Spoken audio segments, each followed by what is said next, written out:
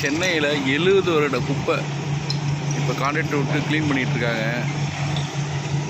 இங்கே பாருங்கள், அங்கே தான் அந்த குப்பையை கொட்டுறாங்க ஜேசிபி மூலயமா. அந்த இந்த 3 லேயராக பிரியுது பாருங்கள். ஒரு லேயர் வந்து கல், ஒரு லேயர் மணல் பாருங்கள், இன்னொரு லேயர் வெறும் மண். இது அப்படியே இது வீடு கட்டுறது இது ஒரு இடத்துல இன்ஜினியர் கொடுக்குறாங்க. மணலை வந்து இன்னொரு இன்ஜினியரு அந்த மண் இருக்குது பாருங்கள், இது வந்து விவசாயிகளுக்கு கொடுத்துட்றாங்க. மொத்தமாக எல்லாத்தையுமே காசாக்கி மாற்றுறாங்க. அப்புறமா பிளாஸ்டிக் தான் நிறையா வருது. இது அவங்க பாருங்கள் ஃபுல்லாக குமிச்சு வச்சுருக்காங்க பாருங்கள்.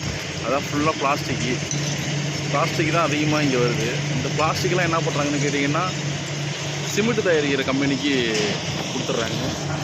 இந்த பாருங்க, இப்படி ஏற்றி இந்த லாரியெல்லாம் ஏற்றி ஆந்திரா, பெங்களூர் இந்த சைடு போகுது. 70 வருட குப்பை க்ளீன் ஆகிட்டு இருக்கு சென்னையில், கொடுக்கையூரில்.